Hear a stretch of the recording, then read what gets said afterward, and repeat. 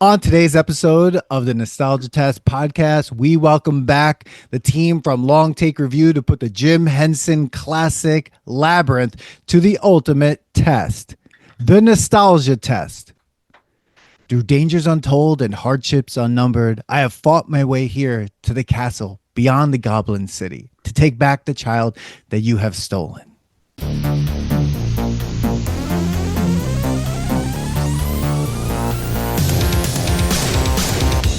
Welcome to the Nostalgia Test podcast, the show where two longtime friends put their mainstream pop culture past to the ultimate test, the Nostalgia Test.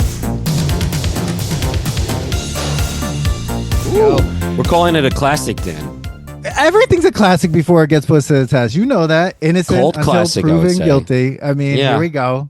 All right. Welcome, everyone, to the Nostalgia Test podcast. I'm your host in LA, Dan Dissinger. I'm here with my longtime friend and co-host, Manny Coelho.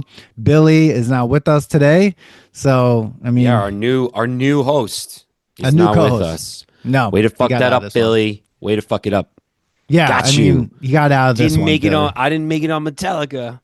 You didn't make it on Labyrinth. So, Well, you could come on the next Metallica I'm not episode, coming on Manny. the next one. I have Saint nothing to say Anger. about Metallica. We're gonna record the Saint Anger episode. You could watch the documentary and watch Sure. and listen to the album. You're It'd be welcome great whenever to you hear want. what I have to say because Yeah. I don't really care about them that much. So, I guess How dare that's you. a good thing to see.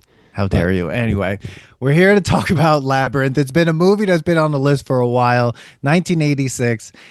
David Bowie, Jennifer Connelly, Jim Henson directed. I mean, this movie, he created a whole world. This is an interesting rewatch. I haven't seen it in a very long time, but we are joined by friends of the podcast, returning guests, Jen and PT from the Long Take Review. PT, this is his first time on the podcast. Jen, you're a veteran. You've been here.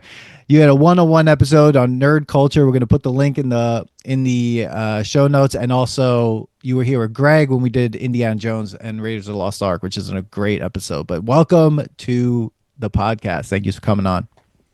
Thanks for having me back and having PT. You now have 3 out of 4 of the Long Take Review. You're just missing Antonio now. Collect them all. Yeah, just getting the whole group piled up slowly. Collect them all. Yeah. Great to be here. I'm looking forward to this. We've been talking before we hit record. We've been texting a little bit, and also, like I said, this has been a movie that has been on the list, and I'm so glad that you're here to get into this one.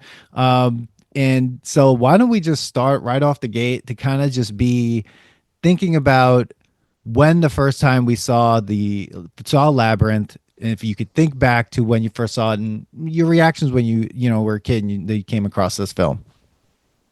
And anyone can go. Manny, if you want to start, go ahead. I remember for some reason, every time I think about this movie, I'm like, this movie was great, right? Like I'm like, it was good. Everyone knows this movie. Like it was just kind of like there. Like when you mention it, everyone's like, oh yeah, Labyrinth. But I'm like, was it really that good? I was going into this thinking it's definitely going to just be nostalgic. I just know one song, Dance Magic Dance, and David Bowie was at his best in this, and then I was like, all right, I guess we got to do this finally. And I remember it being cheesy, but it was also a kid movie, so like, it's okay. It's got that feel of like Never-Ending Story type of thing. So I was like, I was excited to get into it, but then I will be honest. Not that I'm never not, but the first watch, I was like, nope, I can't. And I went and double screened and was not paying attention at all. And I was like, okay, because you know why I got mad? First thing, the dubbing killed me in this. Really? I was bothered by her talking because you could tell it was done. Jennifer Connelly. No, it was done in a sound studio afterwards, and it was just not good. That's the only thing. And then I got turned off, and then I was like, okay, I'm going to get over that, and I'm going to, watch it. So I'm glad I did because I made it through, and I'm happy to talk about it. What did you guys think? PT, go ahead. I will admit I don't really recall the first time that I saw this. I know I saw it when I was a kid, but we were in our pre-recording conversations, I was talking about how there's only 3 Jim Henson movies. The other 2 are like foundational. Like I watched The Great Muppet Caper and I watched The Dark Crystal a ton when I was a kid. Those were like in the regular rotation. For some reason, Labyrinth never really was. So like I remember being like, oh, it's the Jim Henson, like the non-Muppet Jim Henson movie I don't like as much as The Dark Crystal. Like that was just sort of my like memory when I went back to it in my 20s and watched it and like was like, oh, this is there's a lot more. There's a ton of it I didn't remember. There was a bunch that I enjoyed, and that I had a very unique experience revisiting it for this podcast, which we'll get into. But this was separate from our planning, which I don't think I made clear when I told you guys about this. This was long before we had talked about doing this.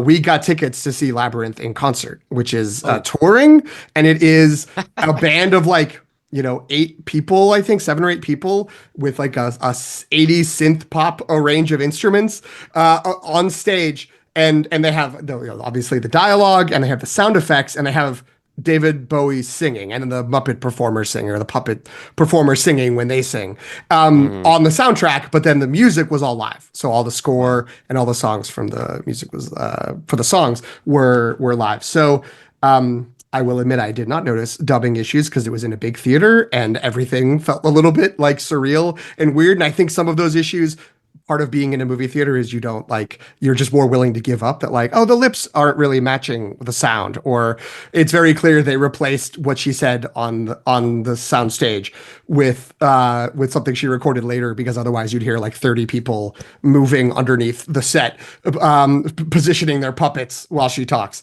So yeah, anyway, like it's, this is weirdly a movie I would say I don't really have nostalgia for. Like I was always kind of like, okay, like that's a movie that exists. I like a lot of people involved in it.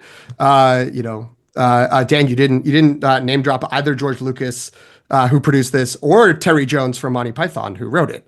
So like, there's just all kinds of like great people involved in it, but it was just sort of this thing that existed. So yeah, I'm interested to talk about it now that we've revisited it here in our later years or middle years. I don't know what years we're in. Jen, what do you think? So I do not have, like PT, I do not have a specific singular memory of seeing this for the first time, but that's probably because I watched it so much as a kid. And because I was a huge Jim Henson fan and I watched all the Muppet movies. I watched this, Dark Crystal. Yeah, I saw everything. So much so that in elementary school, we had a school project where we had to propose a new postage stamp, and like to sort of like, it's like a history exercise of like, who or what do you think is worthy enough to be on a postage stamp? And then we had to actually go to the post office and present our drawing and kind of our presentation, like our report. And I chose Jim Henson. I was like, all the other kids are like, oh, George Washington, whatever, like, and I'm like, so Jim Henson is very important because he gave us the Muppets. Yeah. So for me, this movie really is, aside from the David Bowie factor, like all about the creatures. And, well, I'm sure we'll get into talking about the story and stuff like that. But for me, it was just kind of like really, in some ways, the epitome of his talents in terms of like the puppet work and all that sort of stuff. So obviously it's a lot darker than regular Muppet movies. We'll get into that too, I'm sure. But Totally is. Yeah. I remember watching this for the first time, I think, Manny, of a friend we both had, Matt Antoniou. I really have a vivid memory of watching another it one that at he his made you house. watch. Yeah. I really think this is That kid like he loved shaped everything. our nostalgia test, like Yeah. podcast.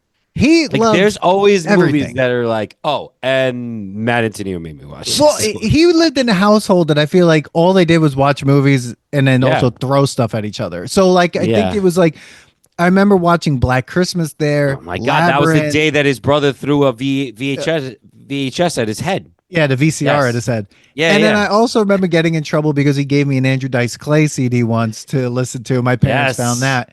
So I remember watching it there, and then I don't think I really have watched it in full since then.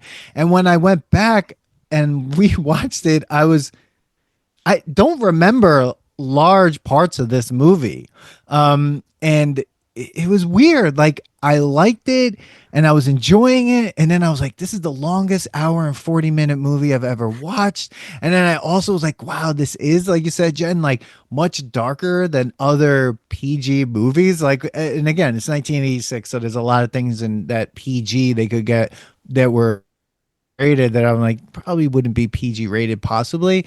But and then other They didn't times it was curse in crazy. this. It was like, it was Yeah, but it was for kids and stuff. It I was- know, like what the main storyline is. He's like kind of in love with her, wants to kidnap a baby. We're not really sure. What is it? Is the baby going to turn into a Muppet? What are we? Yeah. What's So, yeah. happening? He's going to be a goblin Right? if the clock Yes. runs out. Yeah. Yeah. Okay. Yeah. yeah. I think the beginning part just shook me because the 80s shoulder pads that came out with the Amazing. mom, and like Ugh.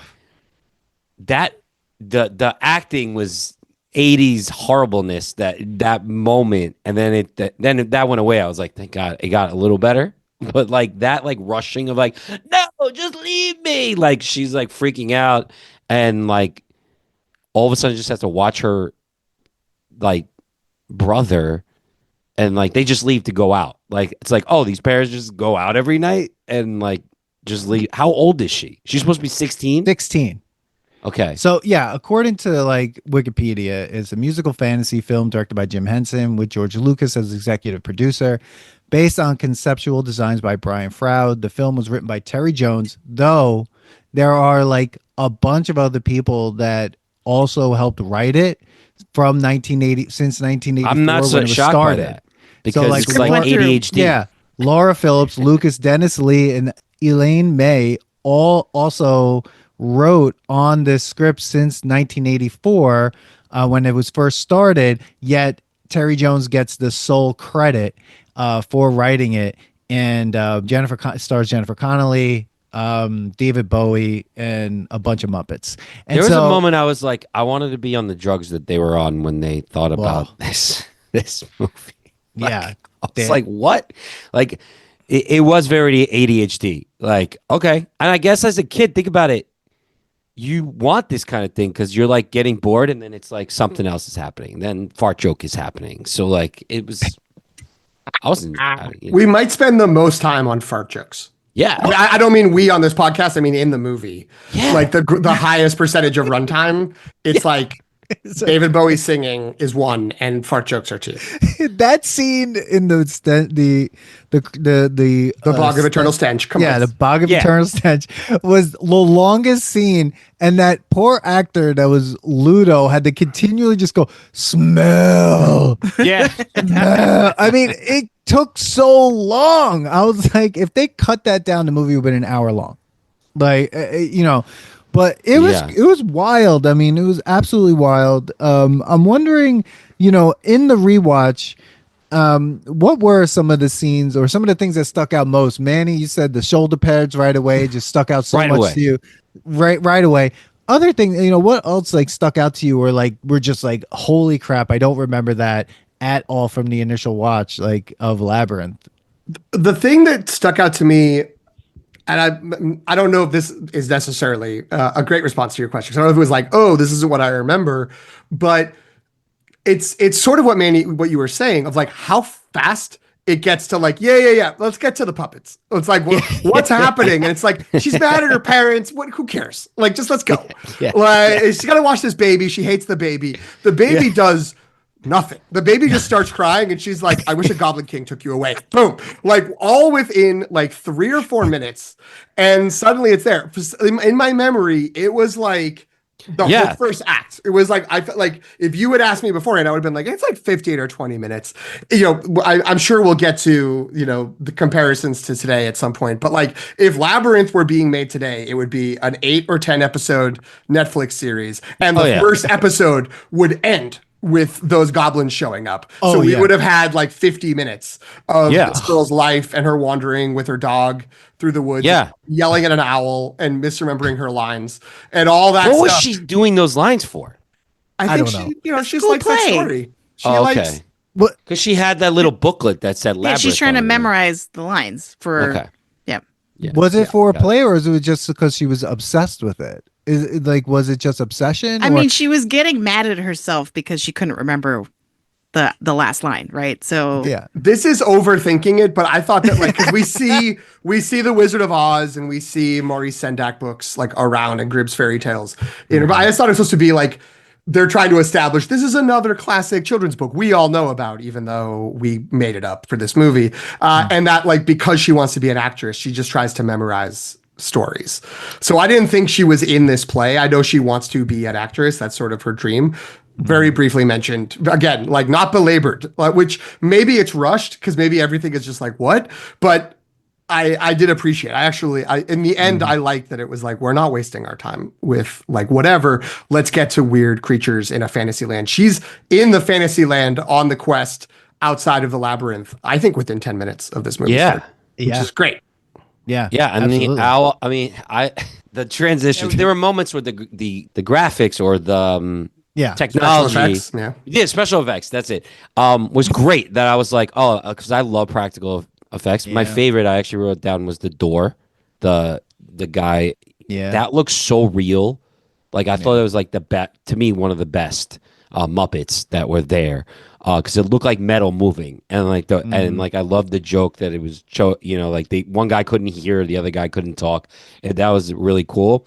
But like the transitions of like, oh, the Goblin King is supposed to be the owl, like it was so cheesy, and then the thing turns into a snake and then a scarf. I was like, some of it looked good, and then some of it were like, why did you choose to go really hard on this but like not on that? Like it was like a bad 80s like video VH1 like the green screen in this is pretty rough. Oh. Like the scene where those guys are jumping around singing and taking their heads off. Yeah. Like throwing all their heads away. Like it's Chili Down? Yeah. yeah. It was Chili rough. Down song? Yes, is that what it is? That's what it's called? Is that what it's The called? song's called Chili Down. I forget what the characters are called. That looked Yeah, I like, just called them the red guys. I was like, those guys and the one guy that loses his head, like, because she's looking for the big guy, right? they looked like cracked out Fraggles. Like I was really Yeah. freaked out by them. And the fact that they come out of nowhere, that scene doesn't even fit in the movie. Like it's almost like they were like, oh shit, our runtime, it's like the movie's less than an hour 30. We need some more time. Let's just do this random music scene where they're trying to pull her head off and then and like you said, Jen, green screen it terribly. And just no one will care. Like, who cares? Like, let's get this done. But that song was so long, and it didn't mean anything. It was horrible. Fun fact: the original writer, Dennis Lee, who I think did the first draft of the script, he was a children's author from Canada, and he went on to write all the lyrics to the songs for Fraggle Rock. Oh, Wow. So there is a Fraggle Rock connection. There are a lot of Fraggle Rock, puppeteers apparently in this. They are called the Fire Gang. I did look that up Yes. while you were talking. That's where they are. But they're Okay. the Fire Gang, and to me, I think it's less about the running time. I think it's more. I feel like when they were making these movies, they were always like, "What could we do like with the puppets we'd never done before?" And this idea of like, Yeah. we'll take the heads off and we'll hand the heads to each other, like that was the idea, and they did it to the best of their ability, and it was like. They didn't like they put so much into it, and they were so interested in that component. They didn't really care that it looked like it was all like hand drawn into a the compositing all just looked really rough. oh my god. That part wasn't ideal. Jen, And it was totally a diversion to the story. Like nothing comes from that, and there's no right. like it's just another thing in the quest.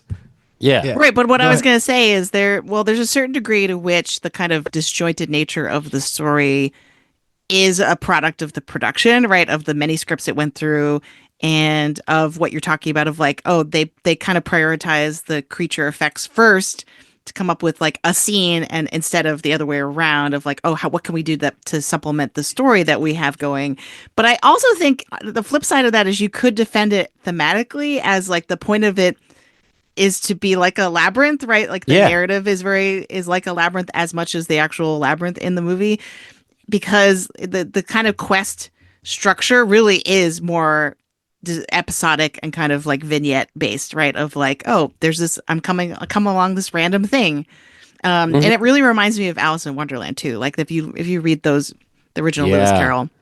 It has that feel to it as well. Oh Yeah, when she trips out and like, eats that apple, I'm like, oh, I went right to it. I was like, oh, is this like Alice in Wonderland? Like just like getting lost in the rabbit hole and stuff. So I was like, oh yeah, I got that feeling out of it. I liked what's the her friend's name? The Hoggle. Hoggle. Hogwarts. So yeah, so funny thing, Hogweed? for like a year ago, I was playing. I have like a VR set, and I was playing this mini golf game, and it's like they have all these different scenes, and one of the 18 holes is the labyrinth, and you actually have to talk to him or follow him Nice. along, and you follow the labyrinth, and like all the different scenes are a hole that you have to play. So it was actually, Wow. I was like remembering the Labyrinth movie based on that. And you see him and he's spraying the fairies, basically killing little That things. was disturbing. What do we ever find out why he's killing them, or he's just like, He said no, they're they're not mean. as nice as you think they are. Yeah. Yeah. Like, we That's never- apparently the only thing that survived the first draft of the script.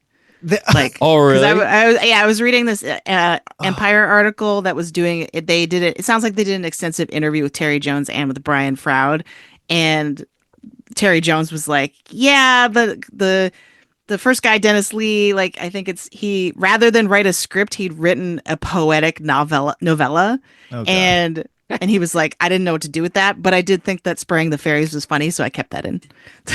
Wow. I just That- thought it was that funny because he's like, no, they're mean, disturbing. and you're like, you don't even talk to them or see what they're doing. They're just flying there, and like Yeah. he's just annoyed at them. Well, part of it is, I think, this idea that the whole movie is kind of working towards of like, sorry, kid, like, childhood and isn't all fairy tales as you understand them. They're more like Grimm's fairy tales, right? The original kind of darker, more Yeah. violent. And so, like, if you go back to the kind of original meaning of the word fairy, like in British culture, with the IE at the end, not like Tinkerbell, right? Like it's they're mean and violent and really Okay. nasty. So I think that's part of what they're playing with in this movie is like, oh, like, it's not just all about princesses and fairies and everything's all happy. It's like, fairy tales classically are very dark. And that ties in with the whole point, or not point, but the whole trajectory of the movie is her sort of stopping being a child who plays in the park and becoming like more of an adult who makes like decisions and is trying to actually do something good. So like you can't just go around wishing for your baby brother who's crying, that you're babysitting, and you just want him to shut up. You can't wish for him to be whisked away, because what if that happens? You have to deal with the consequences of that. Like as we all have, of course. Oh, this is how you become an adult. You chase a goblin king into a fantasy world, and you go through a labyrinth, and you get drugged, and then you try to find your way towards back home, right? But I want to talk about the opening scene in terms of not her monologue, that whatever, but I mean like the part when she calls on the goblins, right? Now, Jen, I asked you if you said to me in the text, like, you were not going to you decided that this was too scary to show your kids. And that scene in particular, when it came on, I was like, this is actually much more terrifying than I remember it. Like, and I was really curious, because also Billy, I was like wondering if he was going to like sit with his kids and watch this as well. But you're like, no, it's too scary. You feel that opening scene, thought it was as terrifying as I thought, like how they came to kidnap that kid? Yeah, there's so much in this movie that is super creepy. And so I did actually, right before we hopped on, try to show pieces of it to my daughter who's 8, and it did not go well, because Really? immediately she was like, this is bad. This is bad. This is scary. I don't like this. Can we watch something else? Aw. And I even skipped the beginning. Like I was like, well, if I started with Worm, I was like, the worm's cute. Maybe this will get her hooked on it, right? And then she'll be like, oh, what's this about? But then there were too many things I had to skip. The shaft of hands. Oh my God. Oh. Incredible. Get my out of God. here. Amazing. That would The give an adult cleaners? nightmares. Yeah. The cleaners Like- were not cleaners. That was a tunnel driver. That thing builds tunnels. There's no cleaning going on. No. Kill it. So It's cleaning you out. Yeah, just drillers. That's what that was. That looked like Total Recall. Remember But- when the machine's coming after him? I'm like, we're watching Total Recall for kids. But what's great and what makes it so much like Jim Henson is that the second they turn the corner, you see there's like little guys pushing it. It's so good. Yeah. This Yeah. movie No, could be that's it. retitled Weird Little Guys. Like that's Yeah. that's the whole movie, and that's why it's great. Yeah, when you just talked about the right in the beginning when they're all kind of on top of each other, like when she says something and they're like, "Oh, shh, she's saying it," and they're just like, "I'm like, what is that?" I didn't remember that. I didn't terrifying. recall that at all, and I was kind of like, I'm like when I first watched. This is right when I was first watching it. Lights are off and everything. I'm like, man, this is dark. This is dark right here. And then we have just this man in tights, just like Inappropriate. at her window. Like Just a bulge? we're going with this with the bulge. Like Bowie's pants are really inappropriate. So Go I ahead, did Chad. I did find an explanation for this. Did you Google Okay. what did you Google to find the explanation? So I mean I didn't What's your search history? why did David Bowie wear codpiece? Apparently, Brian Froud said that they were trying to make him look like a ballet dancer because it was like supposed to play. His costume was apparently bits and pieces from different fantasy archetypes or like Yeah. little kids like ballerinas, but no one's gonna know that. Yeah. no. It's not what comes across at all. No. No. I got Oh, about like no. an evil like Peter Pan vibe. Yes. Yeah. Yeah. You know? Yeah. There was Come a at the lot. window, Mhm. you know. I was wondering if all those goblins were babies that were stolen because they were going to turn Toby into a goblin. Mm-hmm. And I'm like, this is dark. And then Toby, the baby, is just around all these puppets and they're like screaming in his face, like as the baby. And I'm just thinking, like, this baby must be traumatized because these puppets, he doesn't see like the real puppet. tears. He sees the goblins. Like, But here's the thing: once David Bowie starts singing, he's pretty happy. Yeah. yes. Yeah. Who wouldn't be? We all are. They do a all call are. and answer where he's like gurgling out of happiness. Like it's Yeah. like, I which is think- very yeah. confusing because my daughter picked up on that right away. She's like, "So is the baby happy to be there?" And I'm like, mean- "That's a great question." He is I, being I don't being- think the yeah. Goblin King is happy to be there. Like he looks so bored. Like around, like there. First of all, there's just chaos going around him. Like I don't know what is happening in that house if there wasn't like a project about the baby. Like they were just hanging out. Like and he's like on this big chair. Like no one else is like him in that area except these little goblins. Like there's no. He Humans. must be bored. That's why he's And we're trying to all get those her. goblins' babies at some point. Like, there's a lot of Mhm. questions you could ask. So Yeah. I don't want to step on Dan's corner as the like half-assed Wikipedia browsing, but I did browse through the Wikipedia for That's this. fine. And so a couple things is that in the earlier drafts, when it was just Terry Jones and I think it was like Laura Phillips, someone named Phillips, came in to do some rewrites. There's a version of that you can find online. And in that version, it is made more explicit that the Goblin King wants the girl to be his wife. And, you know, that seems like it's sort of there in like the ballroom scene that he's doing that. But it is like made more clear of like, I don't want a prince. I want a queen to join me as the Goblin King. And that's what I want to do. And then when she rejects that and like kicks him or pushes him, he turns into a goblin. Like he is like a goblin who is in disguise as a human looking David Bowie. Oh, okay. And so that's the idea. And then that got like filtered like out a over groomer time. And thing apparently when going. the movie was being edited, it was Jim Henson and George Lucas editing it together. And Jim Henson was like, I kept wanting to keep these little flourishes. He didn't say it was those flourishes, but he keeps saying he wanted to keep little like extra like dialogue scenes or pauses or silences. And George Lucas was like faster and more intense, like just cut, like cut this down, get to the next scene, let's go.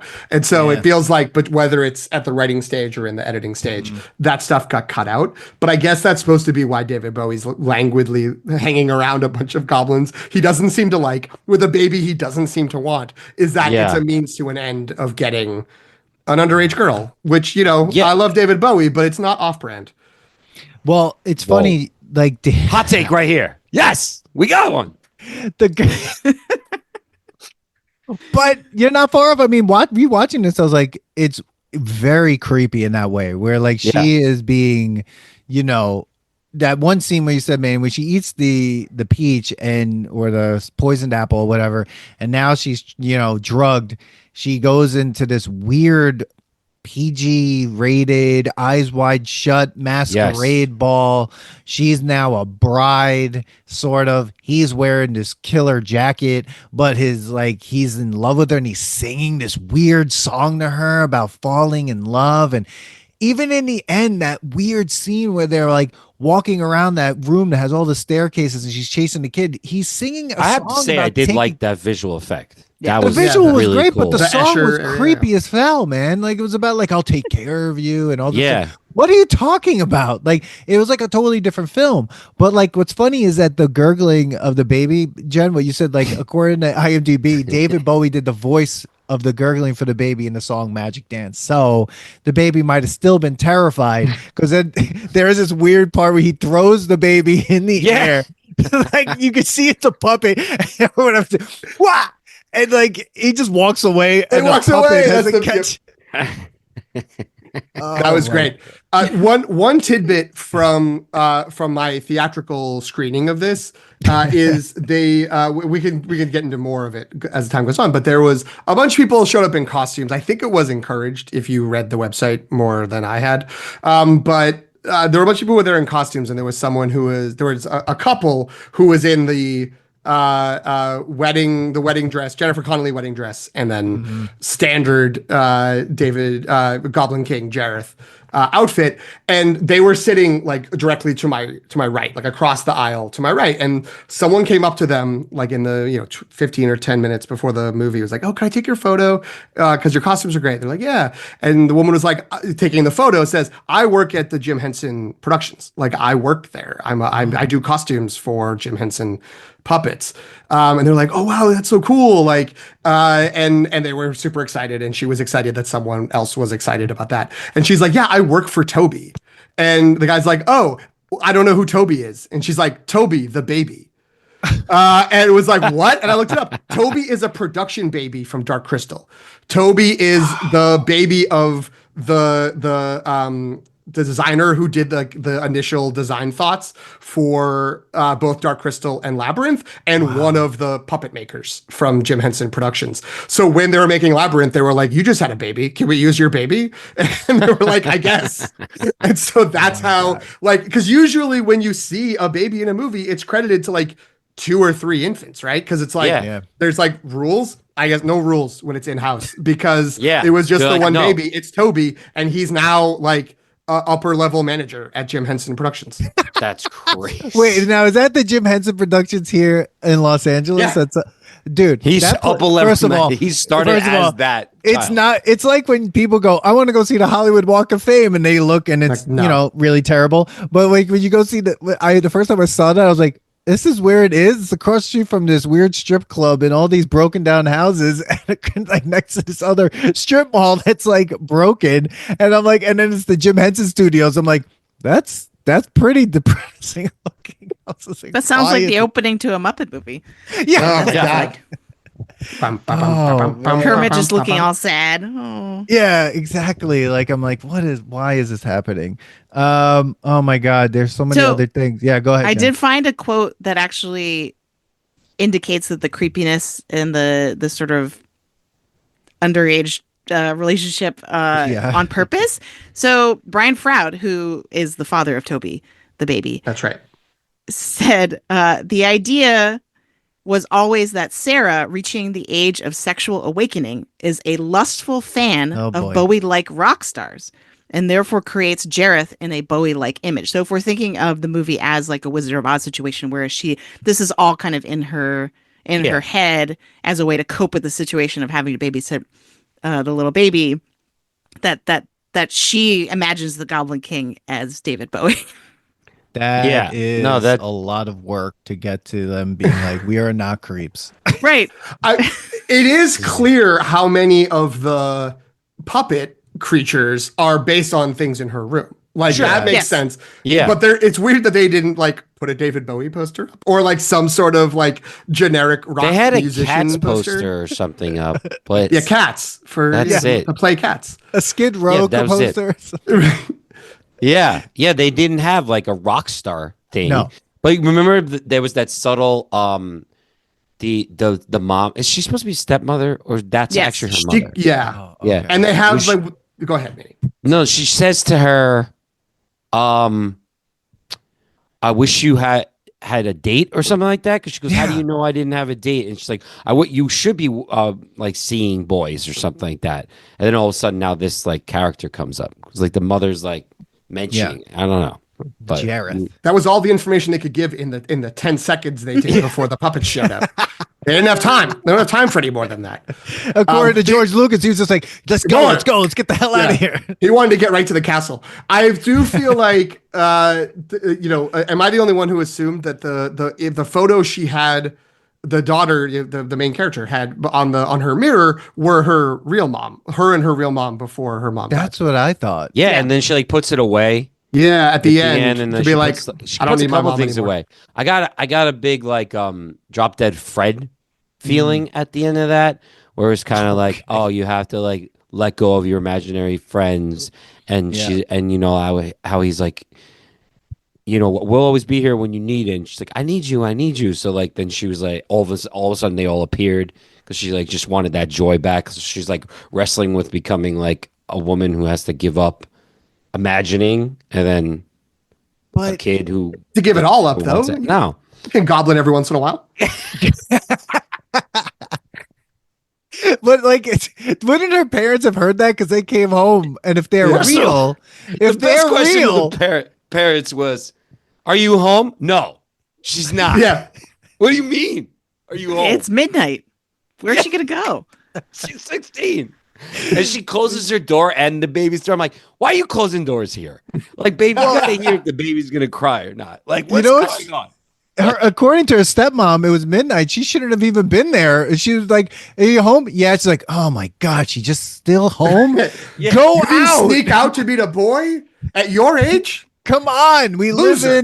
live next where the Goonies live. Probably. Let's go hang out with them That- or something." Those two parents gave me Goonie parents vibes too. Yes. Like that. Classic like absentee parents from the 80s. Yeah. That's great. It was like I their have no parents. idea what's going on. Yeah. No, it was like in Big when like his friend, you never went to the friend's Oh my house. God. You didn't know if he had parents. He was out in kid Manhattan was getting homeless. apartments for them. Like it was crazy. That kid That- was that- homeless. He was- Or his parents were dead and like he was just living in the house next door. He was Garth from Wayne's World. He was like he never had a parent. Oh man.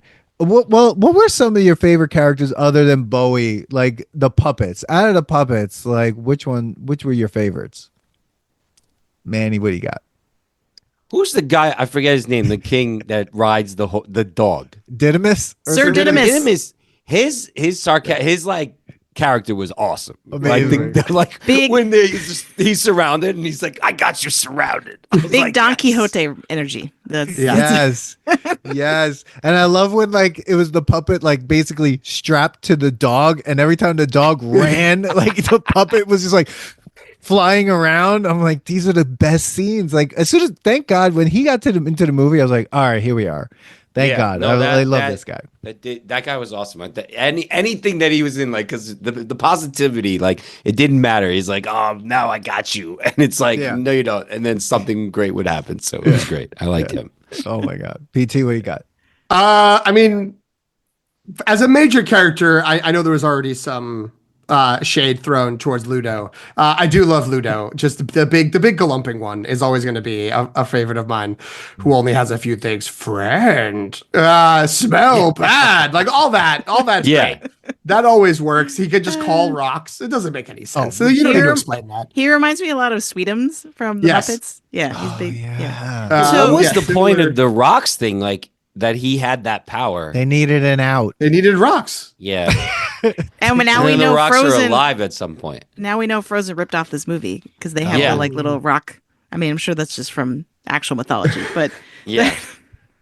so I- Ludo. Fun fact: Ludo. I can't believe. Usually on our show, PT is the one who's coming with the fun facts. Like know. so I don't know why I have all these fun facts about this movie. I read too much before this, but I guess Ludo was the puppet they brought to the London premiere. And so if you go on YouTube, there's a hilarious video of Princess Diana trying to react politely to Ludo. It is incredible. Oh, I gotta watch that. Because she clearly doesn't want to be there, but is Yeah. trying to really hard to pretend like, oh, how endearing, this puppet that I now have to interact with on live television. Oh God. I just love the that's fact that incredible. Muppets are part of our universe in that way, where like people, actors, and famous people, like, you know, and Princess Diana, anyone has to interact with basically a hand inside a Yep. sock or Yeah, something. especially when they have like Kermit or Miss Piggy and things, and you're like, oh yeah, you're acting as if like we do exist in this world with these people. This There's- thing. I'm wondering if this is because of half-assed research I was doing for this episode, or if my algorithm just knows me. But I've been getting a lot of clips from some show from the late '70s or early '80s, hosted by Orson Welles, where he's interviewing Jim Henson and Frank Oz as like first on their own, and then with Kermit and Miss Piggy. And at one point, Orson Welles is like, I can see you, to Jim Henson, like, I can see you sitting here, but I'm still talking to this thing that you have on your hand as if he's a real person. Yeah. Like, and it's Orson Welles. So he's like in the full Orson, like, and he's 500 pounds. And he's like in the full Orson, like Orsonness of himself. And so he's just like, I mean, the magic of it. I can't believe it. Like, look at this majesty. I'm fooled by a puppet. And it's incredible. But I think that's what it is. It's like, once they start moving it, they're so good at it that, like, unless you're Princess Diana, I guess you're just like, you're totally bowled over by. I mean, you did, like you said it before. Like, why can't you got a Muppet sometimes, right? You don't have to grow up. Like, we all older people will fall for the Muppet. Like, you look at Miss Piggy and Kermit the Frog, and you're like, yeah, it's Miss Piggy and Kermit the Frog. Like, yeah, and we're like, we play the game and we're okay with it. And that's like the one time that we're like, we're just gonna actually imagine and just. Yeah. Be in love with this character that is now part of our lives. That's been part of our lives for years. So like many, like it's past generations, right? Like, Yeah. Do your kids know, Jen, about Miss Piggy and Kermit the Frog? Very minimally. I have yet. It's one of the biggest failures of parenthood for me, as I have not gotten them into the Muppets yet. I've tried. Really? I've tried many times. The closest we've come is the newer Haunted Mansion special that was on Disney Plus. Okay. They were sort of interested in that. They mostly like Pepe, the king prawn. Oh. Who's not OG. He's not. Why do they like him? Is he's just like his character, like what he says he talks about? Yeah, he talks really fast, I guess. Like, maybe, I don't know. It's, yeah. That's interesting. Well, Manny and I, when we first started the podcast, we were talked about Cocktail, which was our first episode. And I immediately was like, oh, Cocktail's a ripoff of Muppets Take Manhattan. Like, it's literally it is Muppets Take Manhattan. He comes to New York trying to be something, ends up working at this diner like Kermit, and then forgets who he is. And this is Cocktail. That's kind of what happens in Cocktail. And I'm just like, and I'm like, but the Muppets are so much a part of my life. I remember even watching, what was that one where Big Bird tries to come home? Like Follow That Bird. Like, as part of, that was part of my whole life with my cousin, the Muppet movie. I mean, in the Muppet Christmas, the TV special where they all end up at at Fozzie's mom's house. And it's like every single Muppet ever in like one house, which is hilarious. But this movie was like a whole other trip. And I think like Jim Henson was just like, he just wanted to like create a whole world. And like, I mean, even it was a failure when it came out. I mean, he put everything he had into this fucking movie. It's out of hand, like what he was able to create. But man, I don't know. Jen, you didn't get to say what was your favorite puppet. We totally like went off on a tangent. This is so stupid, but it's the old guy who wears a bird as a hat. Incredible. This is just so great. And the bird, yeah, it's just the bird just makes fun of him. It's a perfect example of like he has no reason to be there. No, but I'm happy he's there. That goes back to your whole thing about it was a labyrinth. Like she would just like come out. That was when she came out of the pot, right? And then like he just shows up, and you're like, well, where are we in the world of? And like, and he doesn't it even didn't like matter. He doesn't even like change the trajectory of what she's doing. I think he's the least useful puppet in the whole movie. Yeah. And all he wants is change, right? Like, doesn't he ask for a donation? Yeah, she because gives him Yeah. her ring, and then Hoggle's like, he didn't even help you. Like, what are Yeah. you doing? Like, don't give him stuff. So, yeah, it's great. I mean, speaking of Hoggle, some amazing things about him. So Hoggle consisted of Sherry Weiser inside the suit and 4 puppeteers led by Brian Henson controlling 18 motors inside the face rig. Manipulating a mechanical mitt on his right hand, Henson controlled Hoggle's jaw movements and provided the voice. And then another puppeteer provided further lip movements with another mitt. The third puppeteer used a fingertip joystick lever to control Hoggle's eyes and eyelids.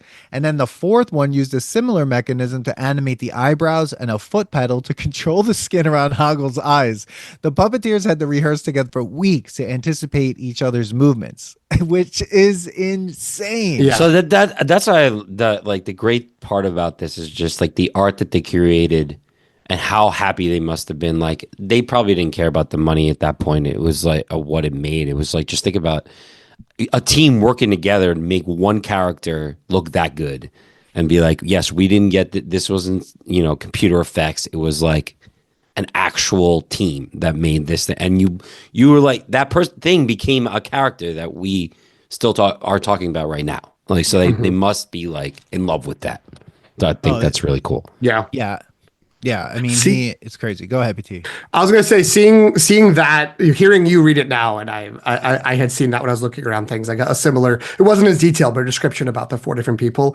Of course, like everything in life, reminded me of something from Star Wars. But there's a behind the scenes thing around when Return of the Jedi came out, where they're showing, I think it's 11 people who make Jabba the Hutt work, and it's like a little person is in the tail just doing this, like spinning something to make the end of the tail flip, but there's like it's like there's 2 people in moving the head, 1 person for each arm, and then there's like a couple people who are doing with remote controls doing the eyes and the nose and the mouth. I think it's 2 or 3 people.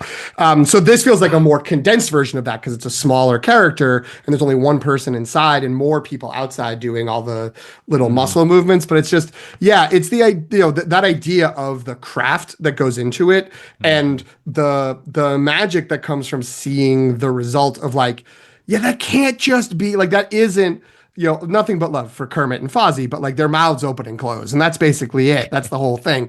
But it's like all these movements and all this like reactions, like there's something else going on here. And it is so tactile. It does have that practical effect thing where it's like, sure, now you could just boom, boom, boom, put in some program and make a CGI character move like that. And there's artistry there and there's tweaking and all that. But like, there's just something to it being real that like, makes me more forgiving of the like, why are we spending 8 minutes with the fire dancers or whatever, the fire band? Like whatever, like, sure, there's stuff that doesn't like work as well, but like that craft and that artistry is makes this feel still worth my time.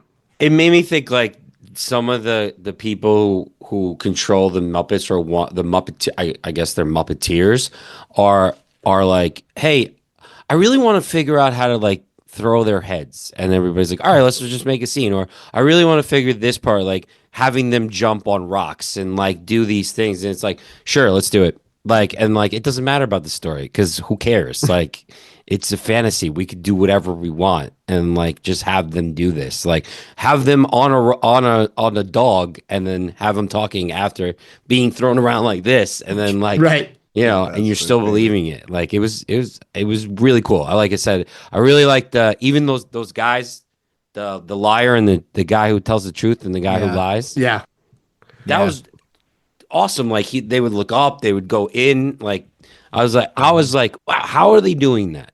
Have you guys seen Imagineers on Disney Plus? No. I've seen some of it. That's kind of it's so good. Like they're just like engineers who are imagining anything. They're like, all right, let's do it. Let's figure it out.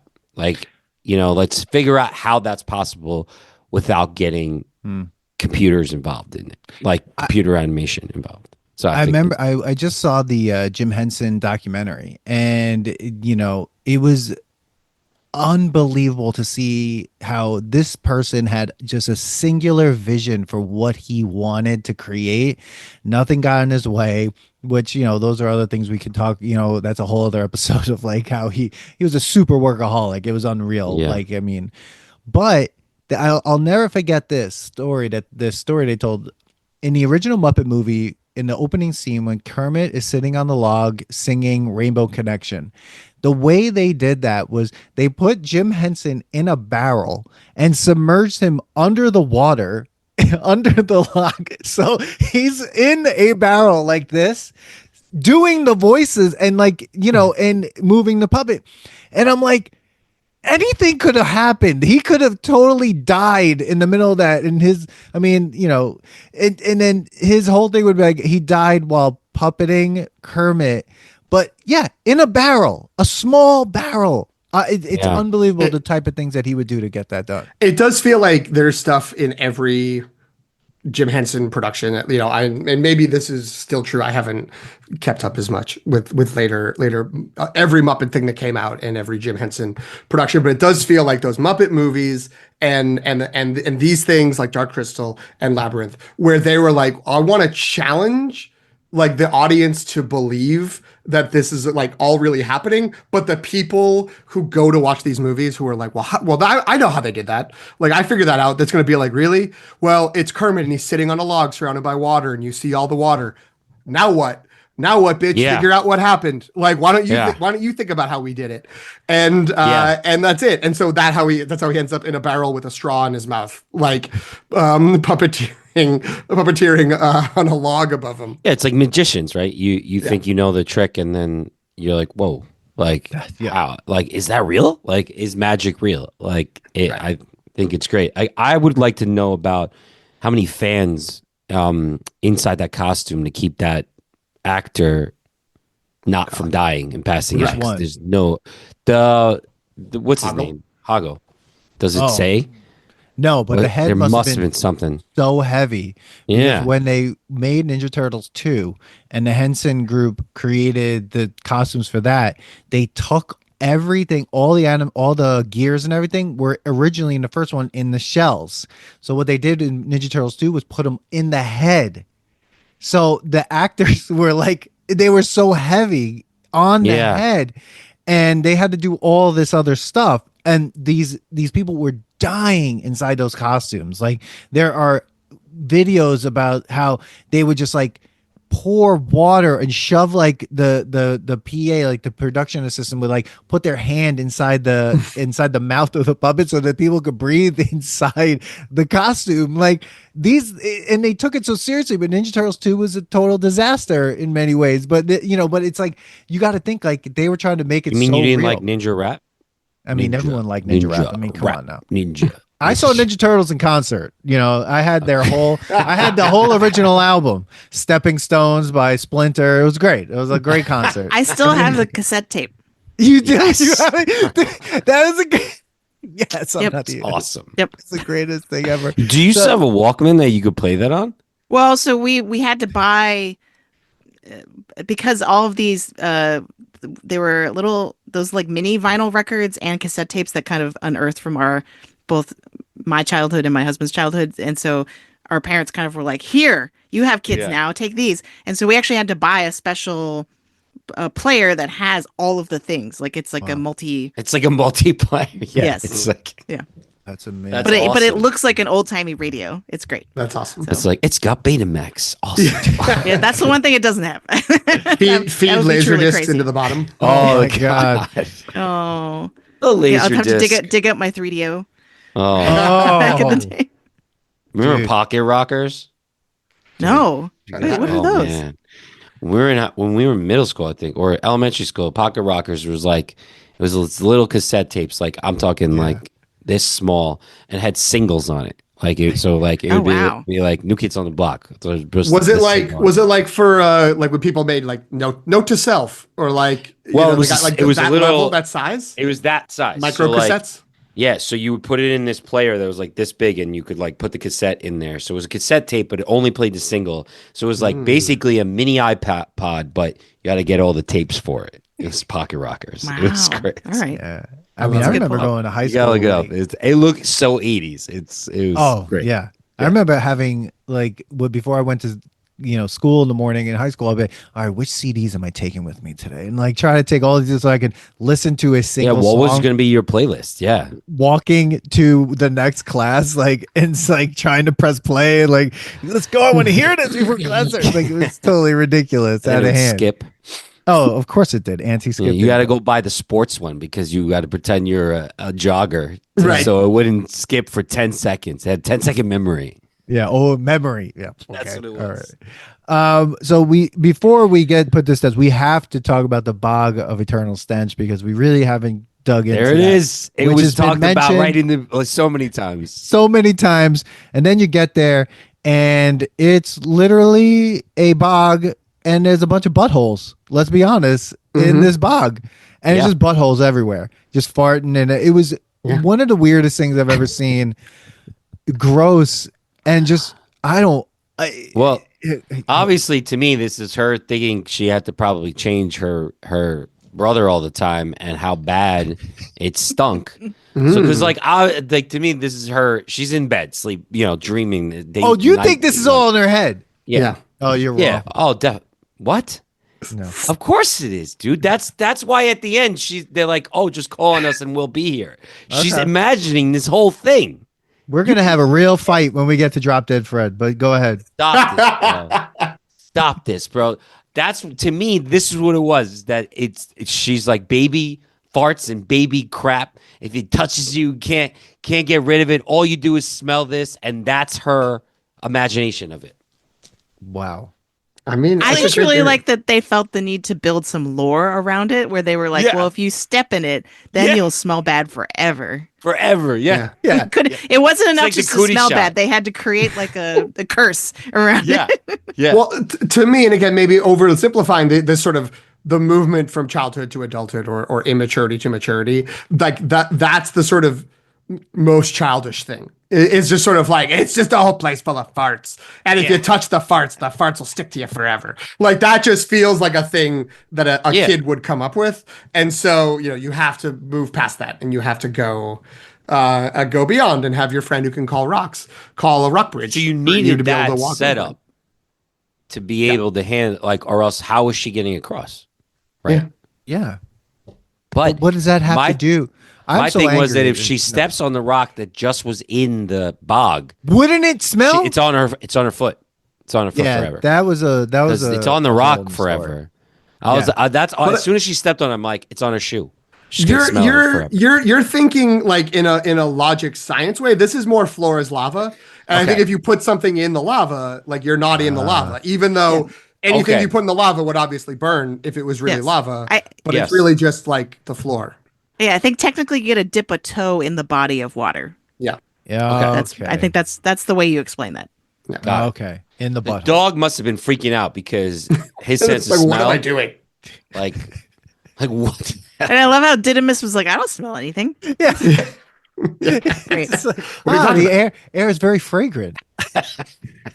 That's what I'm telling God. you. He's great. He was great. That was great. I do have a theory I came up with. I mean, I like this sort of, it's clearly Alice in Wonderland, but also Wizard of Oz are inspirations for this. Both of those books are in her room and we get like that panning shot and it shows both of them. And I think, Manny, that's what supports your theory that this is all a dream is the Wizard of Oz like references in it. That it's just like you were there and you were there and the farts were there. Like all of that is, can be there as a part of it. But like, this is more about the structure of the story. I was wondering why did it sort of feel like like there's something off about the segments where it's like, okay, we're on a quest and it's all like we're gonna meet different characters. Like here we meet the worm who has the funniest line in the whole movie.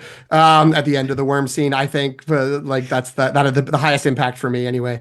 And you meet the old man with the hat. You meet the people that come out from the two sides of the shield. You meet the door knockers. And it was like it's interesting that like the pacing feels a little off, even though that does make sense as like a series of quests. And I wonder if it's this came out in 1986 and it's there at the end or it's close to the end of when movies weren't influenced by video games. And like, if this movie were made in 1996, it would be a lot clearer. Like, here are the steps that you, the main character Jennifer Connelly, have to take in order to like figure this out. Like, you need to take this thing and bring it over here and connect it to that in order to open the door to get to the next stage, which is this There next would be more bit of the exposition to be like, go talk to the man with the bird hat Right. to get the Yeah. thing that And in- unlocks the thing. Yeah. Yeah, and that, you know, that wasn't like in our sort of cultural mindset at the time. And so like, I haven't gone back to the Neverending Story recently, but I bet the Neverending Story has a similar feel, also mid 80s, of like, right, it's all fantasy and stuff and all these things, but it doesn't have that mechanical component to it. Which I don't mean mechanical like it's you know, repetitive or anything, but just like the mechanics of what's happening is made clear to you because everyone is used to, like, if you're going to aim a movie at kids, like, oh, they're going to know that they're going to want to know what you're supposed to do because that's how they want to insert themselves into the scene because they're used to video games. So I don't know if that means anything to anyone, what you think about that. Yeah, what was the end of the worm? What does he say? Is that the one where he says like go back to the beginning or something? What is he No, say? it was whatever you do, don't go to the left. She's like, oh great. She's like, woof, if you went to the left, she would have gone right to that castle. Yeah. That's great. The worm did feel the most Monty Python to me because because of the exchange right before that where she was like, did you just say hello? And he's like, no, I said hello. Like, or whatever, like insert proper British accent there, which I botched, but like, you know, that to me, that character felt like the most ripped from Monty Python, I think. Yeah, that, you know, going back to what you're saying, PT, I think maybe I might be wrong.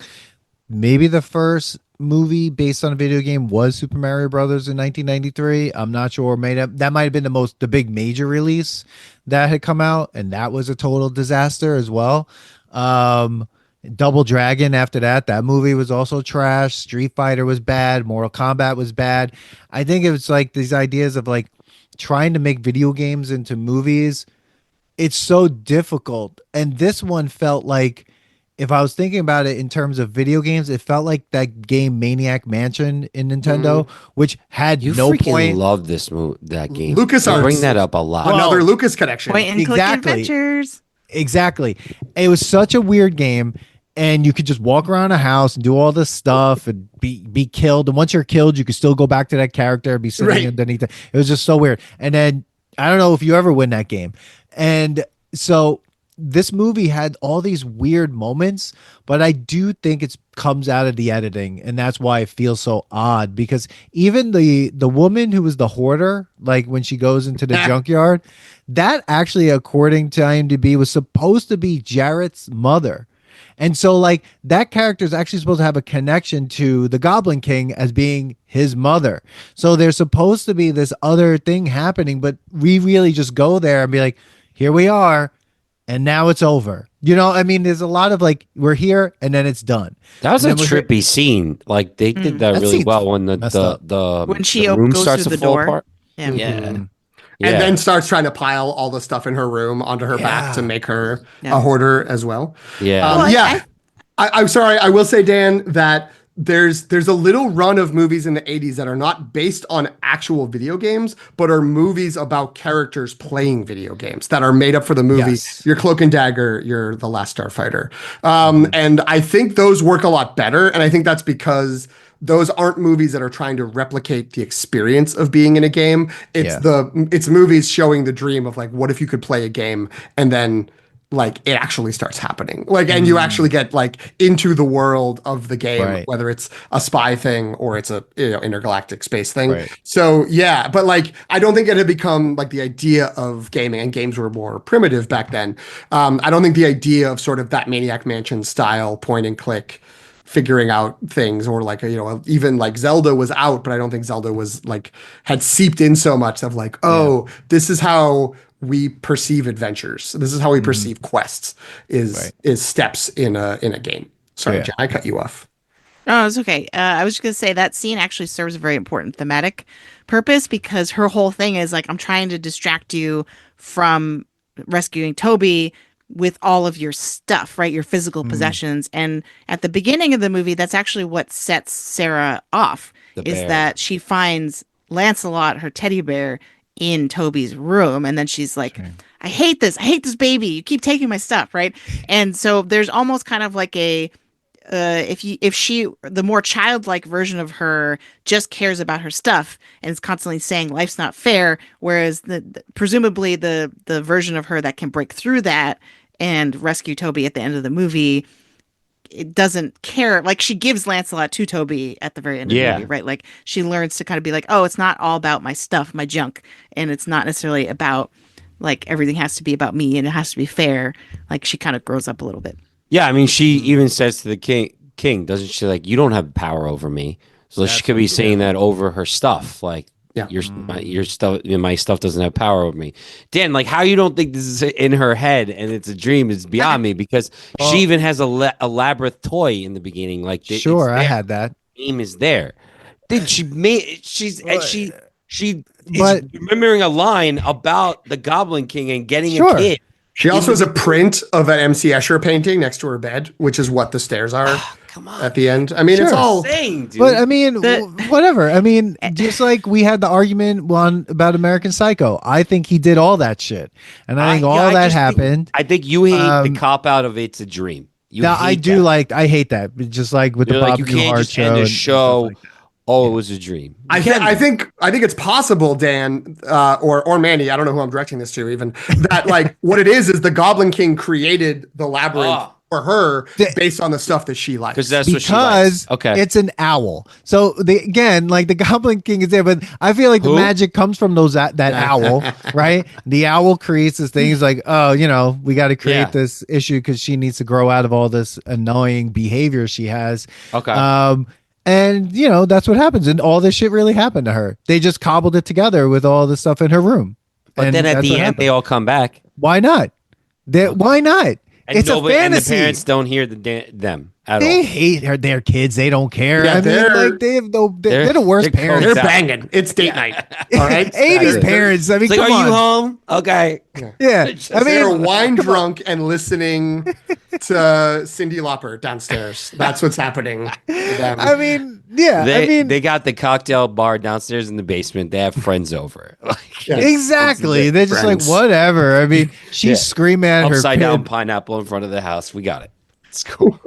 Big bowl downstairs.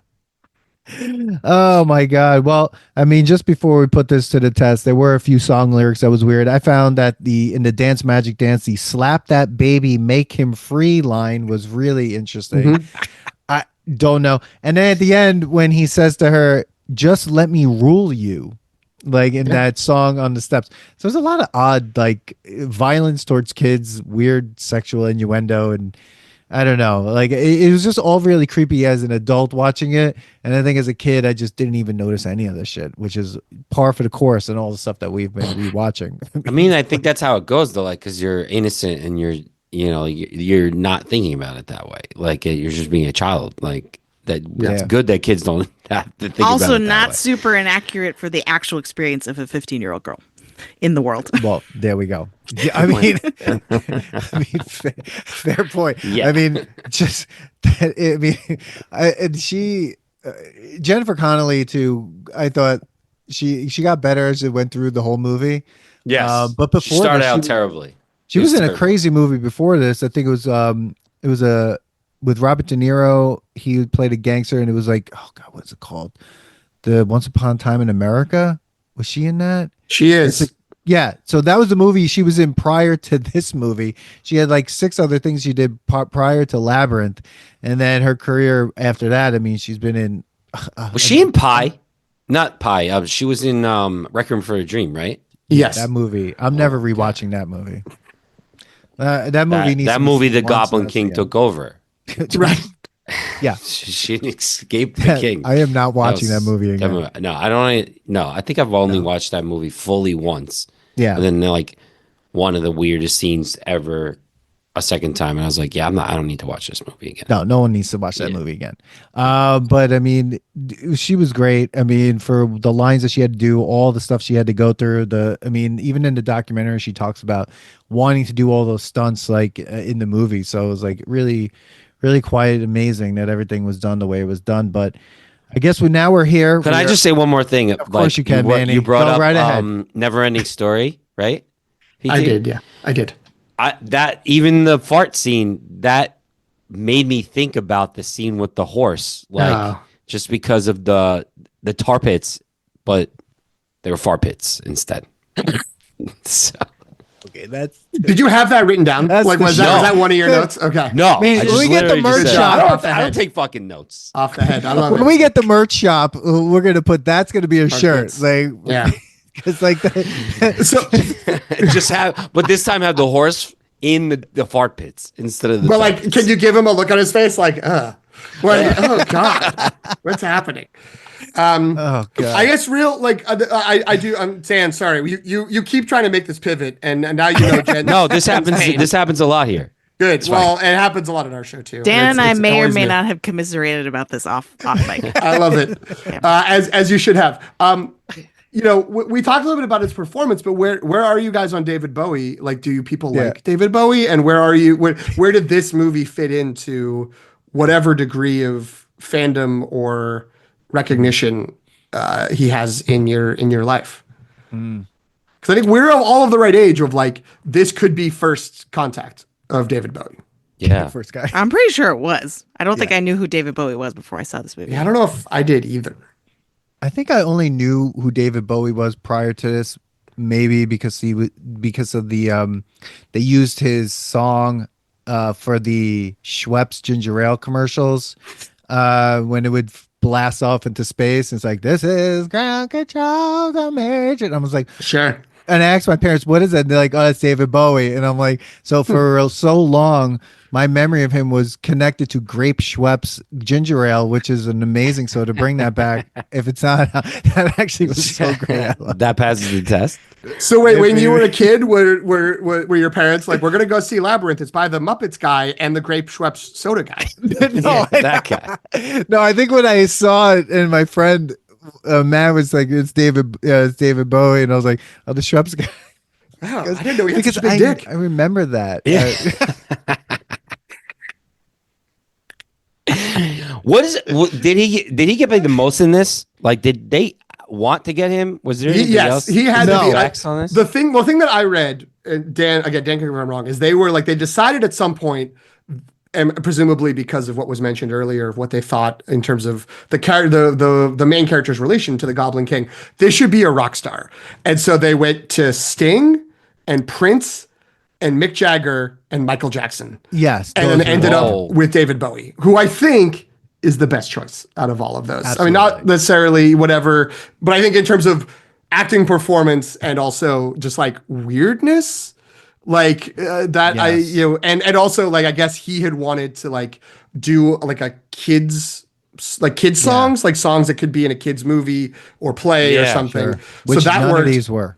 No. And then he started basically they started sending him the revisions of the script, and he was just like, I don't know if I want to do that. And they were changing it to get him. So I don't know in terms of cost, but in terms of the creation of it, I think like, not that he was saying what needs to happen, but when he was less interested, they would make more changes to the script to try to get him like back on board. Yeah, so apparently, like you said, it was like Michael Jackson, Prince, and Mick Jagger were all considered. Jim Henson he preferred Sting, and then his kids convinced him that David Bowie would be best suited. So Bowie wanted to make a children's movie, and there we go. So thank God, I guess his kids liked Bowie, and that's why he got the part. Really been weird if Prince was it, or any of them. I mean, Sting. Kind like, of happy that it wasn't Michael Jackson. Yeah, that's. So the other people that were considered that auditioned for Sarah's part, for Jennifer Connelly's part, Helena Bonham Carter, Jane Krakowski, Yasmin Bleeth, Sarah Jessica Parker, Mary Stuart Masterson, Laura Dern, Maddie Corman, Kerry Green, Lily Taylor, Laura San Giacomo, Ali Sheedy, Mia Sarah, and Marissa Tomei. They all auditioned for the role of Sarah. And then Marissa Tomei's attitude would have been funny to see. Yeah. Oh my in this one. Oh Yeah. God. No, I think it was definitely rightfully cast Like with Jennifer Connelly. put the character from My Cousin Vinny in this. Let's go. or like Let's see Sarah what Jessica this Parker. is. Like, So I just looked it up, and Captain EO comes out the same year as this. Yes. I was totally So, thinking about that. Michael Yeah. George Jackson Lucas is did involved. find yes, they found a home for him. What was the Michael Jackson movie where Joe Pesci was in, where he was a drug dealer? Moonwalker. Yeah, I watched. It that as wasn't a kid. movie. It was just the long It was version a of the music Smooth Criminal video. video. Yeah. That shit That was. was a crazy version. Yeah. I remember. And then there was a watching Sega it. Genesis game all about it. That was pretty Love good. Right. that game was sick in the arcade. Yeah, That was sick. And then arcade and then the Sega special move, and they did the Genesis. The lean. Yeah. Yeah. Yeah. Yeah. Wasn't that was- David Bowie in the second? Was that David Bowie? No. He performed with Michael when there was like a continuation of that song. Well, I don't even know. I thought it was. don't- I don't know. I don't think so, but I'll look that up. I gotta look that up. All right. It was like another movie or video that came out, and there were gangsters in it. I thought it was David Bowie was in it, but Okay. Any other things that we need to mention before we put this to the test? they should not remake this movie. Oh, that's the thing. So they want to make a sequel of this, and it's in the works. A sequel or a and they're reboot? sequelizing A sequel. a sequel, and it's with the guy who wrote and directed, I think, the Nosferatu Yes. remake or reboot, whatever. Did you guys watch that? Yes. Yeah, Did you like it? it's great. good. Yeah. Is it? He does good movies. Yeah. Okay. So, what do I you gotta think watch about it. him doing this movie as a sequel? I'm personally more interested in it because it's him. Like, I'm like, oh, okay. Like, he liked Nosferatu and he did his version of Nosferatu. Like, I'm like someone with talent and integrity coming and a interesting visual style coming in to work on this sounds like, it doesn't really sound like a match, but that means it could be something cool could happen. Especially if they're still like, he still uses the Jim Henson company and they make the puppets for it and everything. Like, okay, like that could be interesting, but also at no point in my life have I ever been like, well, what happens? Like, now what? It's just like, no, yeah. I think that this story was told. Like Are we now in like her daughter's or son's bedroom? right? And then it's like, Is who's he like older? the person you want to go back to is Jareth, and David Bowie has passed away. So like, Yeah. I don't think I really care about. Sarah. Is there an actor right No. now? They're gonna make it Timothy Chalamet. No, They're gonna stop. fucking do it. Well, here's the this is a terrible idea. could but play this is Hoggle. this is based on Yeah, reality. we don't want to see you. First of Timothy. all, Timothy Chalamet is good, but we'll talk about that. Sure, later. it's fine. He wouldn't be good in this. So apparently, Denis Villeneuve, when he was developing Blade Runner 2049, a great legacy sequel, one of the good ones, wanted David Bowie to be the bad guy, the guy making the replicants, and then David Bowie died, so he couldn't be in it. And then he was like, "Well, I need another rock star who can act," and he cast Jared Leto. So my concern is the people behind Labyrinth would be like, "Well, I guess he's also we could also go with Jared Leto," which I don't think would be good for lots of different reasons. No, I mean, do we have another rock star that's like that? Do we have rock stars? No, we don't. Right, If like they make a sequel, if this comes out as a sequel, I'm sorry. All I want to say is this: then that means it didn't happen in her head. That means it's real. I'm sorry. If without a sequel, we can all say No, it's do just not. I don't know. If it's another child, another hallucination. Come on. No, it's Jennifer Yeah. Connelly as an adult hallucinating. Wicked and The Wizard of Oz both exist. yes. It's just you just gonna have to deal with it, Dan. Like But like, I'm thinking, I'm still going back to who could it be, and I wanna. No. Who would I just? well, I think it would have to be a pop star, right? I Yes. think the smart way to if I'm thinking like a movie producer, Yeah. the smart appealing to the youths version of this would use like a hot pop star as the Goblin Okay. King, as opposed to a rock star from the 80s. Well, Kendrick Lamar. Or No, Beyonce?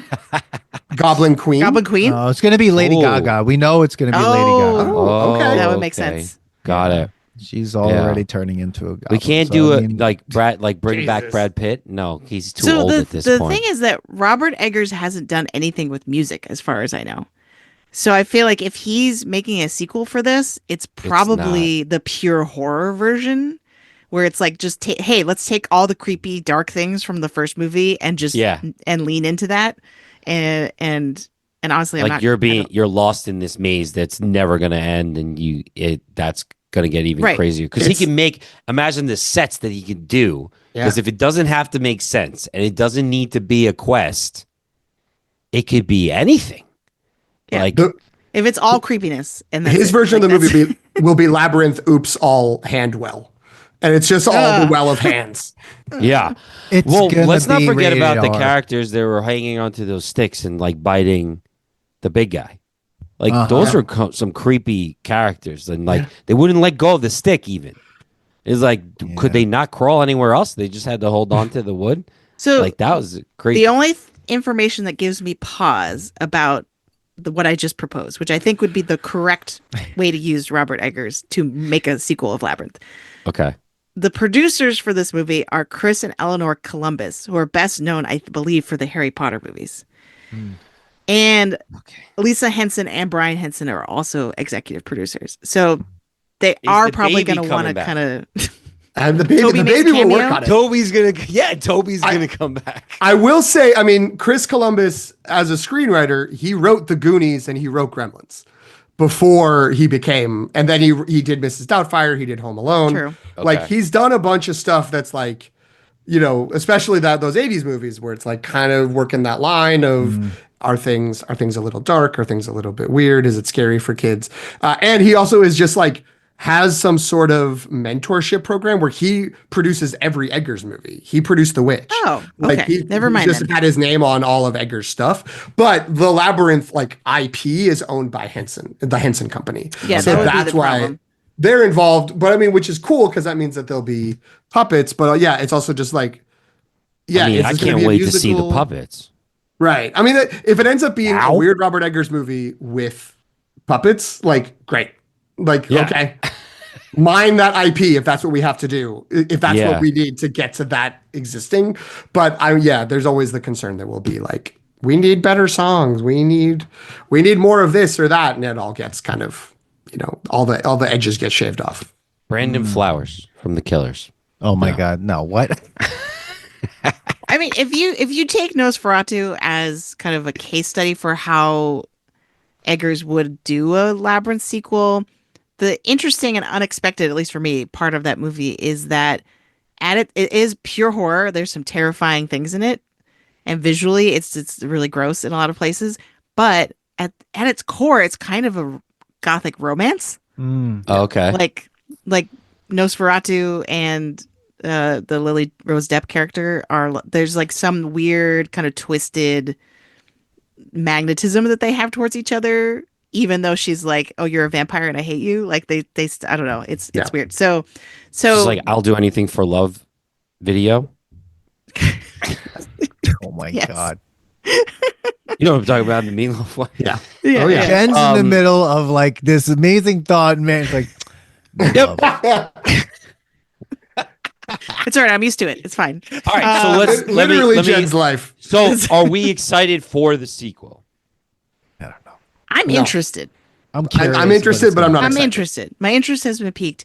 The screenwriter is the one Eggers worked with on The Northman. I don't know if anyone's seen that. Okay. That's a Viking movie. So I'm just the more I learn about this, the more confused I am about what it's going to be. But if they let Eggers do his thing, it could be very good. It's a Viking movie with magical elements. There's you go. Norse mythology mixed in. So that movie's good, but also not in any way like the Labyrinth movie. So I don't know how exactly that lines up. But I mean, with these people, I'm interested. There was someone else. I don't know, Dan, if you know. I feel like 10 years ago or in the late 2010s, there was Labyrinth. It's going to come out and it's going to be directed by some schmo, and I'm like, oh my God, I don't want that. Yeah. This is gonna be terrible. That's now that it's like a non-schmo. I'm interested, but part of me is like, well, what if he just did a different movie about puppets? That if that's what he wants to do, but that's not how Hollywood. Tim Burton, Labyrinth. No. Yeah, if they try to make it a legacy sequel, I'm out. I don't. But that's the problem. We're in the age of legacy sequels now. Goonies is coming out. Are we excited about that? No, I'm not. No.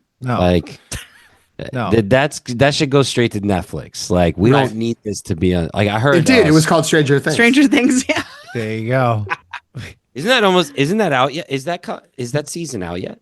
The new No, one? the last No, not season's not out, and I think it's going to be spread out like in three installments to Oh keep my it. god! Yeah, because The kids are going to the kids are going to have grandkids by the time. Yeah, they they finish need their childhood. subscriptions. Yeah, isn't what's her name like married now? I think so. Yeah, 11? she just got married. Yeah, but so like, yeah, these legacy sequels are getting out of hand. So you have the Goonies, you're gonna have a Gremlins 3 coming, you have a lot of different things coming out, and I hope it's just- Gremlins 3 is better than Gremlins 2. it won't be. Whoa! Gremlins 2 is a straight up masterpiece. You're out of control if you don't think so. Well, Joe it is Dante awesome. was like, I don't want to make a Gremlins sequel. And they're like, you can do whatever you want. And he goes, great, I'm going to make a Looney Tunes movie with Gremlins. I think And- we need to rewatch Gremlins 2. I've been saying that it has to Yeah. happen. Put it to the test because it's incredible. It might be better than the original. A double feature I would love to put together is the sequels that the people who made the sequels didn't want to make that ended up great, which is Gremlins 2 and Bill and Ted's Bogus Journey, both of which are Okay. movies where they're just like, great, we're going to do some crazy shit that we wouldn't be allowed to do otherwise, but now you'll let us do whatever we want. So we're going to Bogus Journey is underrated. They Yeah. just like went nuts in that film, and it's crazy, and I love it. I think Bogus Journey is really good. Of course, Manny didn't really like Bill and Ted too much when we watched it. get in the first game. one. Which one? The first one. I don't remember what you're talking about, bro. Yeah. Maybe I was in a bad place. We were doing COVID bit. Like we were in COVID times at that time. We might have done a food episode before that one, so maybe, you Maybe didn't like it. that was when we used to double up stuffed. on It episodes. was the end of your sugar crash. Yeah, probably. There was one time I was whispering because it was like 3 a.m. Yeah, and like, and it's one of our most Kristen's trying listened to sleep. episodes. And I'm like, yeah, dude, I don't know. It's crazy. But, that's how I'm talking in the mic. yeah. 'cause Yeah, It's like it's COVID times and it's 3 a.m. I just got, like he's like, let's do all 4 episodes right now. I was like, okay. hey man, it happened. Look at us now, episode Yeah. 140. But so okay, here we are now. Finally, we're here. No one else gets to talk. Yes. So we're gonna put this to the test. Does Labyrinth pass the nostalgia test? Does it pass and it's still good? It's a movie that holds up. It's a movie you would recommend, a movie you would just watch because it's a great movie. Does it not pass and it's just something that's nostalgic, brings you back to that moment when you first saw it? It's fun, nostalgic vibes, or is it just so bad that it's, all the things that we hate, just bad? Take Your Pants Off and Jacket, bad. Three Musketeers, Candy Bar, bad. What was the other thing? A bunch of stuff. We had a new bad. What was it? I Oh, forgot. Airheads. Airheads, the movie, bad. That movie, not good. No jokes. So, I've and never believe me, seen it. We get a lot of hate on social media for that one. There's a ton Yeah. of people that love Airheads. No, it was the and they're new bad wrong. was the Christmas movie. Oh, Santa Claus the movie, bad. That movie Yes. was an absolute disaster. Mm. Yeah. And apparently, it's the most popular Christmas movie in Britain. Yeah, Like they love that movie, they love it. and there's nothing to love. That movie's I terrible. love it. It's a bad movie. It's I'm more- the one that made us watch that. It makes and me I hate ruined- Christmas. I ruined my childhood with that. It makes me- with making us watch. It's horrible. It's actually about the movie's literally about how the drug epidemic came to New York because the elf creates a drug that gets everyone high, and that's Yeah. what it's about. It's about So the elf works for the Right. CIA. yeah, literally. Yeah. Whoa. Wait a minute. Yo, Wait a PT, coming with hot takes. Santa Claus the movie is one of those movies that only exists as a VHS box in the video store of my childhood. I never watched it. Oh, Okay. I thought you And said- now I know not to. Like you say that and I'm like, oh yeah, Santa Claus the movie. I knew that from growing Yeah. up, but I didn't. I knew it from seeing it in the store and never choosing to rent it when I was a kid. There you go. PT for Don't- real. I thought you meant it existed as a VHS box with no VHS tape in it. I thought it was just like an empty box. I'm like, It was like Cole. That was like my parents' version of Cole was they gave me empty Empty VHS VHS box. tape boxes. oh, was my parents gave an empty Oh. box to my brother one year, and all he did was throw it behind him and went on to the next thing. I was like, that didn't help. Not shocking. That's at all. shocking. All right, I so remember does we it said pass no the more nostalgia talking, test? Dan. It's true. Things happen. Does this pass the nostalgia test? Let's start with our guest, Jen. Let's start with you. Does Labyrinth pass the nostalgia test? So I'm gonna go with yes. I would say that there are some things in here, as we've discussed, that are somewhat dated, right? They were products of the times, potentially, and or the people making this movie. But I'd say at the end of the day, we were talking about Wizard of Oz and Alice in Wonderland, Grimm's fairy tales as being influences on this movie.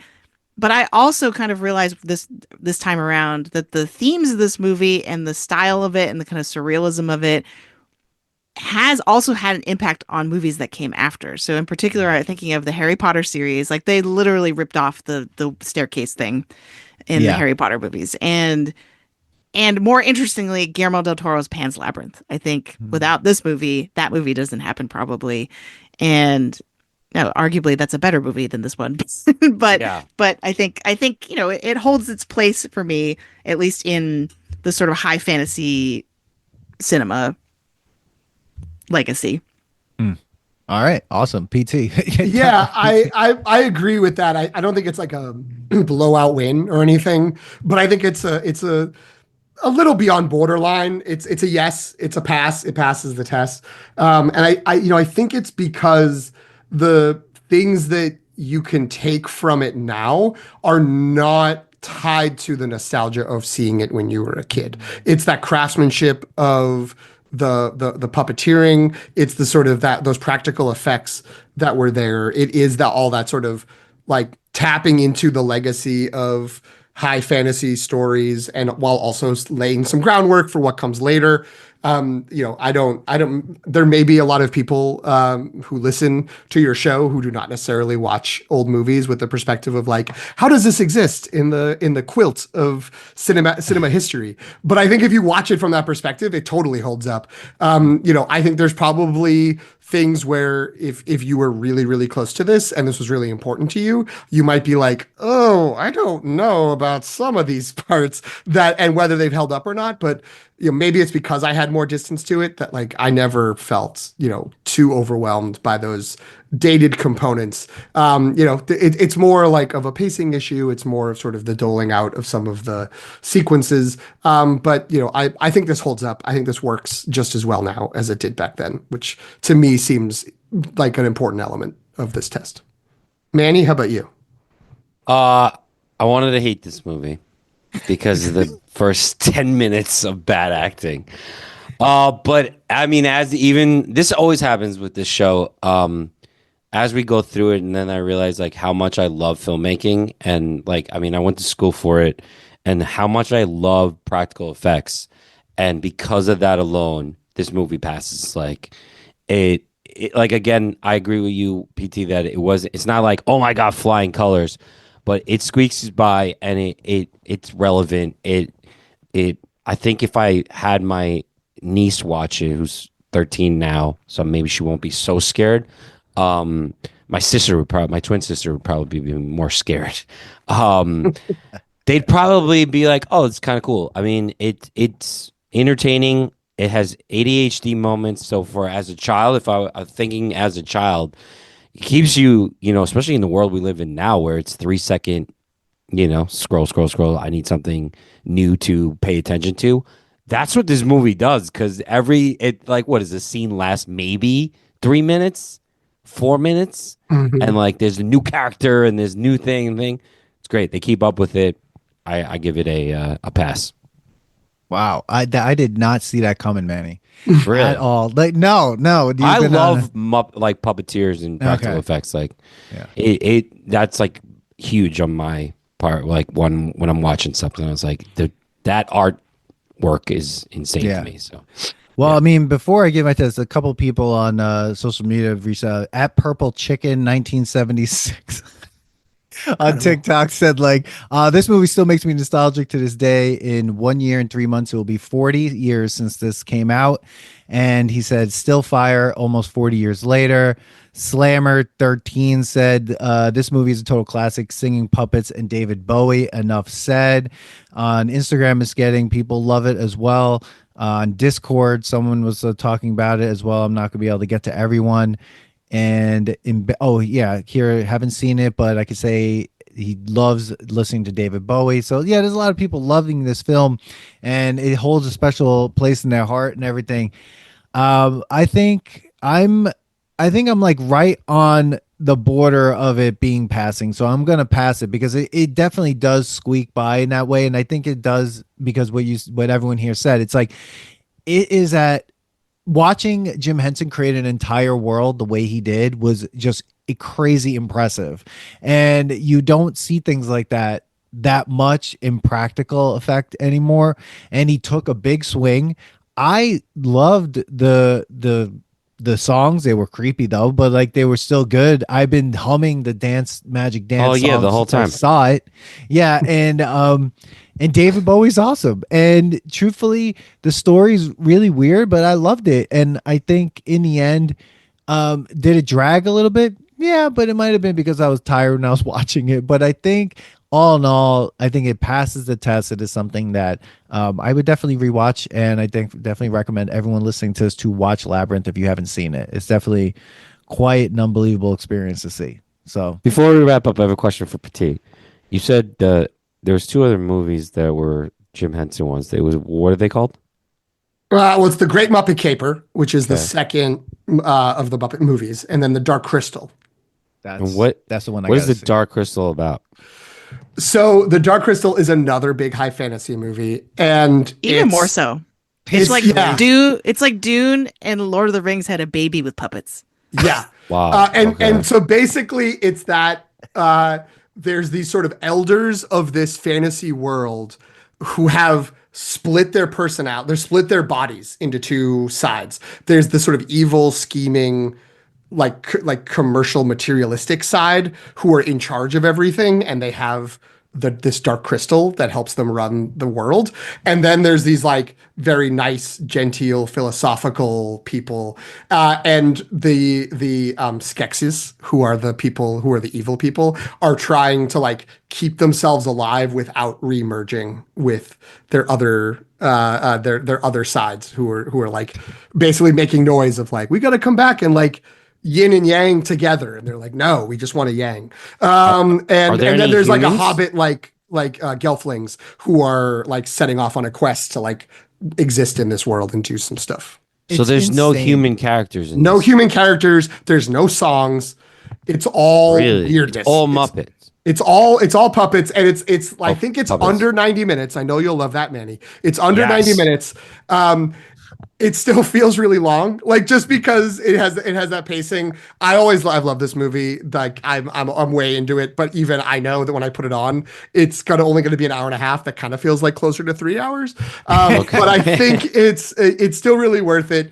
And it just has this like, if you were like Labyrinth, I love the like lore and the world building of it. It's like, what if none of the humans were there and it was just weird creatures, like, and it was Okay. just in a weird fantasy world? Then I think, and then it's worth checking. Yeah, out. I think I'm gonna give it a shot because obviously, like I told you, I like practical effects. So I think you'll like it a And lot. I was like, oh, there was only two humans in this one, not counting the two parents in the beginning.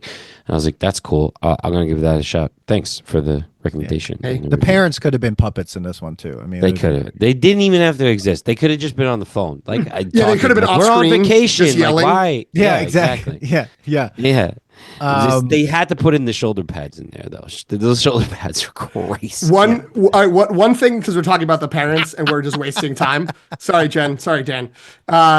So there was a person who was cast in this movie to be the mother, who had a second job, which was choreography of the puppets, and she also did the Muppets Take Manhattan choreography, and I think there was another, maybe like there was another one from the late 80s that involved a lot of Muppets. And then for some reason, it became this thing of like, you can't do both jobs. Like they're filming in England. It's like, you can't be an actor and you can't work behind the scenes. And it is Gates McFadden, who was Beverly Crusher on Star Trek: The Next Generation. What? What? Oh, wow. That's crazy. And she was a Muppet choreographer for the 80s, but also trying to act. And she thought she would be the mom in the shoulder pads. And they told her, like, after she did a lot of the choreography, like, actually, we have to cast someone else. Wow. God, All That's right. crazy. that is Another weird. great fact coming out here. Well, here we are at the end. This has been an unbelievable conversation. And it brings a whole other love of this movie. I feel like definitely these movies. I feel like this is the thing I've learned. Like you said, man, like after watching them, you watch them, you're like, I don't know, and then the conversation happens. It's like, oh, like it Yeah. kind of brings to light a lot of different things. So thank you both for coming on, PT and Jen. Thank you. This has been outstanding and so much fun. I totally forgot to say in the beginning of the show, definitely congratulations on 100 episodes and plus now. I mean, it's amazing anytime podcast gets to this level of episodes and content. It's just so amazing. Everyone's got to check out the Long Take Review on Substack and everywhere you get your podcast. But Jen, PT, tell the audience a little bit more about what you do as a Long Take Review so that they can like get obsessed with it. Sure. So the Long Take Review, our tagline is for professors who talk about film, providing insight, not assigning homework. PT helped me come up with that. It's our cute tagline. But really, we are the rhythm of our show is largely determined by the Oscars, and so that's kind of our season. Is like we start the beginning of the year after the Oscars, and we prioritize new movies that are potential awards contenders. We do big blockbusters and stuff like that too, especially during kind of the off season, and PT's always angling for like, well, can we do this? Can we go back and talk about older movies? So he's really representing the nostalgia test, I think, on That's our show. awesome. Yeah. But yeah, PT, what else can we do to plug the show? I mean, yeah, it's mostly speaking about new movies and the sort of current rewarding of new movies through various award shows, speculation around that, or reactions to the checkpoints along the way to the Oscars. We also talk about some Oscar history. We'll do some retrospectives if a new movie comes out for a franchise or a series of movies to sort of look back on that. And we have as Dan said, a long history now of episodes you can go back to, which you can look for us on Letterboxd at LTR Pod.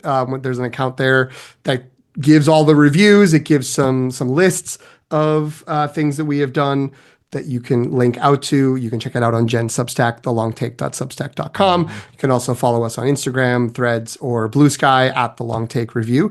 We would love to have you around, and you can listen to me extend episodes an extra 10 or 15 minutes with Jen instead of just with Dan. And if you guys don't think that when this recording's you don't think when this recording's over, I don't have two more things I want to say that I don't think fit? Like, don't worry about it. I do. So I got two more. Well, I got two questions then about my God thing. Talking about Oscars, what was your favorite movie this year? Because I don't really watch new movies, so I'm just trying to get like a recommendation. Well, I don't know if this is going to be up your alley based on some of the things we talked about. Like, I was still partial to Dune Part 2, which does star Timothy Chalamet, who doesn't saw seem to be Dune your Part guy. 2. Okay. No, he's not that. He's not my guy. I just see that they're pushing him. I think he's good. I like Willy Wonka wasn't bad. I mean, but I don't know why everybody loves Dune. I didn't think it was like that crazy. But I guess I just I need to like focus on that movie instead of like double screening. You guys are probably like The Substance. Okay. That would be out of the Best Picture nominees, that'd be probably the one that I would recommend the most, partly because it's clearly inspired by like 80s fitness videos. Oh, cool. In some parts. 80s fitness videos mixed with Cronenberg and Carpenter body horror. My parents accidentally watched that movie and they said we were interested, and then they watched it like we didn't know what it was, and I'm like, did you finish it? They're like, well, yeah, we had to see what happened at the end, but it was horrible. Yeah, I did see the one that won. Honora. She played Honora. I did watch that. And I enjoyed it. It was an interesting pace of that movie. It was cool. I thought. I don't know if it deserved to win because I haven't seen any of the other ones. So that's probably second place for me. That's why I like that winning. But I was gonna say that's why you should listen to our show, because people who listen to our show say that they do so for one of two reasons: either because we can keep them up to date We watch the movie, Yes. so you don't have to.